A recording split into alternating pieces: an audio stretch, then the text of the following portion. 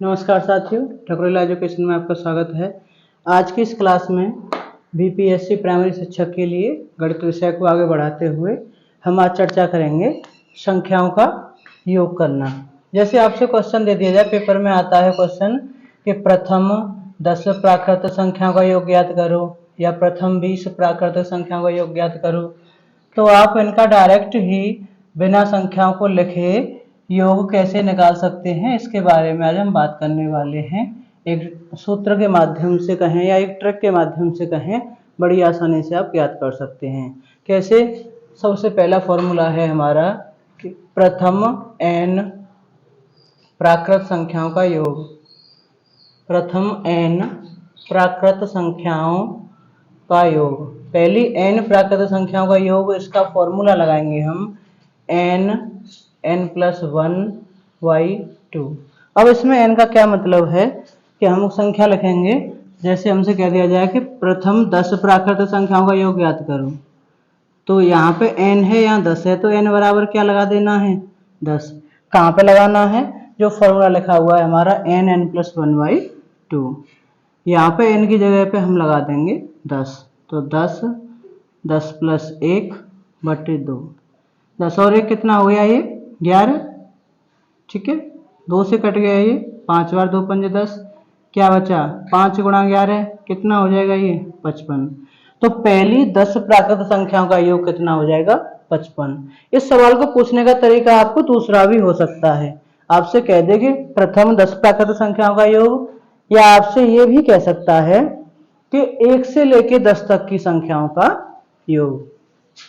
1 से 10 तक की संख्याओं का योग। बात तो एक ही है, लेकिन क्वेश्चन पूछने का तरीका बदल जाता है, तो इसमें कंफ्यूज नहीं होना है।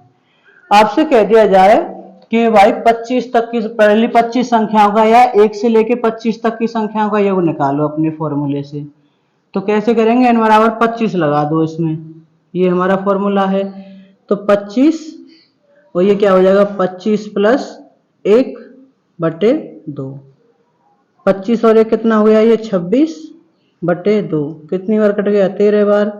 13 का 25 में गुणा कर दो, 13 पंजे 65, 13 दूनी 26 और 6 32, कितना हो गया? ये 325। ठीक है, इस तरीके से आप बिना संख्याओं को लिखे ही इस सूत्र की सहायता से बड़ी आसानी से योगफल ज्ञात कर सकते हो। ये हुई बात पहली संख्याओं का।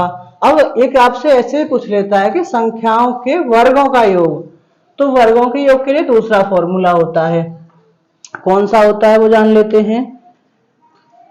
प्रथम n प्राकृत संख्याओं के, अभी मैं प्राकृत संख्याओं की बात कर रहा हूं, फिर और भी संख्याओं की बात करूंगा। प्राकृत संख्याओं के वर्गों का योग, तो वर्गों के योग के लिए फॉर्मूला लगाएंगे आप n+1 2n+1/6। अब यहाँ पे आपको दे दिया जाए कि भाई पहली 10 संख्याओं के वर्गों का योग ज्ञात करो, या आपसे कह दे कि 1 से 10 तक कह दे या प्रथम 10 कह दे, बात तो एक ही है। तो यहाँ पे क्या करना है? n बराबर कितना लगा देना है? 10 लगा देना है। लगाएंगे n बराबर 10 यहाँ पे, तो 10 + 1। अब 2n है, तो n का मान 10 है, तो 2n का कितना हो जाएगा? 20 और बट्टे 6। ये हो गया 10, ये हो गया 11, ये हो गया 21/6। अब काटो इसे, 3 से ये 2 बार कट गया, 3 से ये 7 बार कट गया, 2 से ये 5 बार कट गया, बचा क्या यहाँ पे? 5, 11 और 7, तो 11 पन्ना 55, तो 55 × 7, 7 पंजे 35, 7 पंजे 35 और 35 और 3 38, कितना हो गया? 385। तो प्रथम 10 प्राकृत संख्याओं के वर्गों का योग कितना हो गया? प्रथम 10 संख्याओं के वर्गों का योग कितना हो गया? ये 385।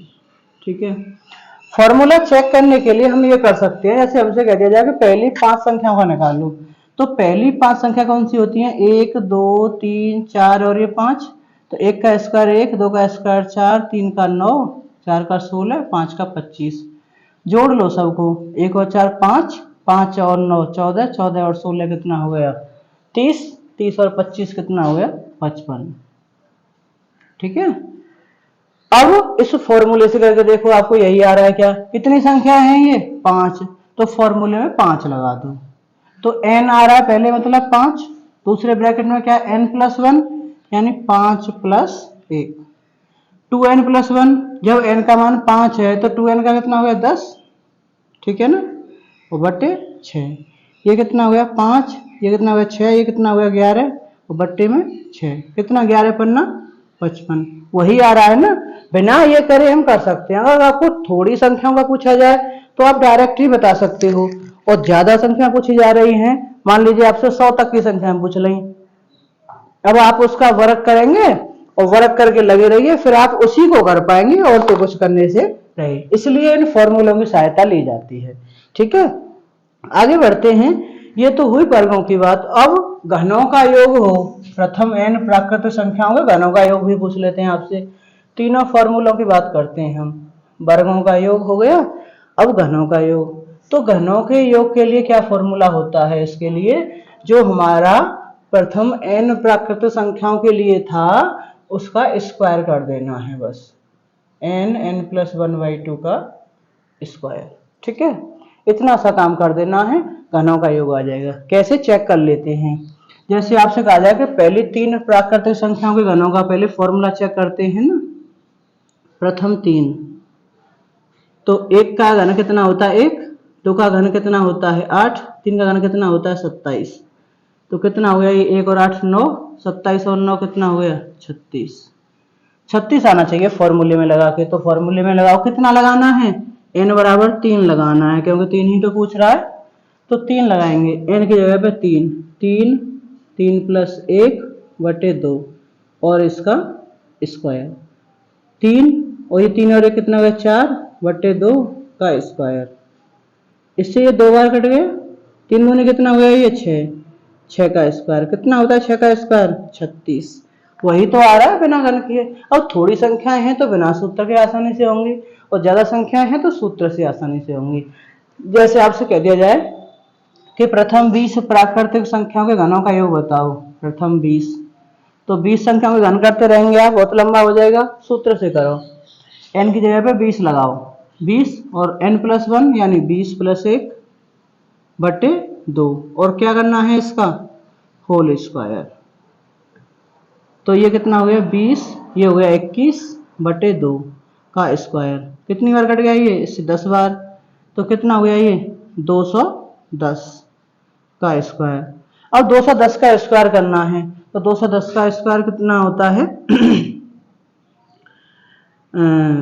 21 का स्क्वायर होता है 441, और डबल 0 लगा देंगे इसके आगे, ये हमारा आंसर हो जाएगा। ठीक है, 21 का वर्ग होता है 441, और एक 0 का जब स्क्वायर करते हैं 2 0 आती हैं, तो ये आंसर हो जाएगा। ठीक है, अब हम आगे बढ़ते हैं और हम बात करते हैं आरोही और अवरोही की।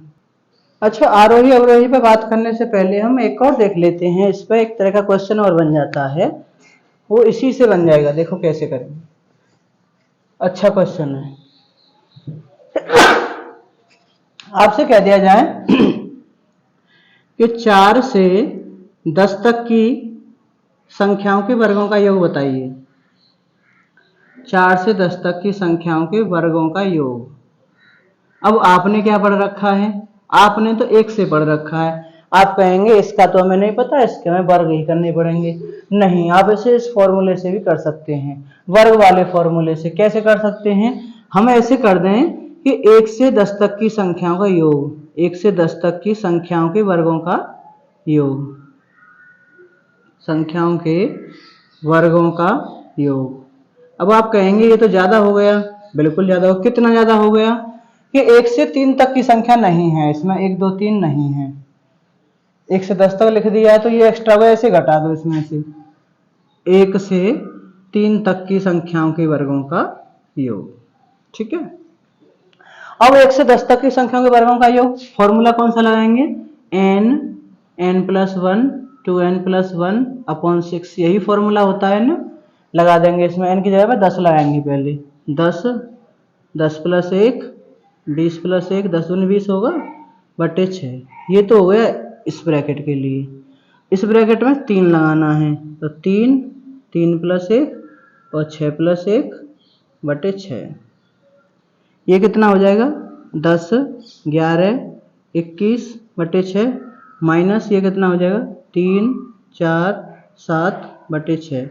ये कितना होगा 3 दूनी 6, तो 7 21, ये कितना होगा 2 पंजे 10, कितना आ गया ये 35 × 11 और ये कितना आ जाएगा 2 दूनी 4, 2 तिया 6, 3 से 3 कट गया -14।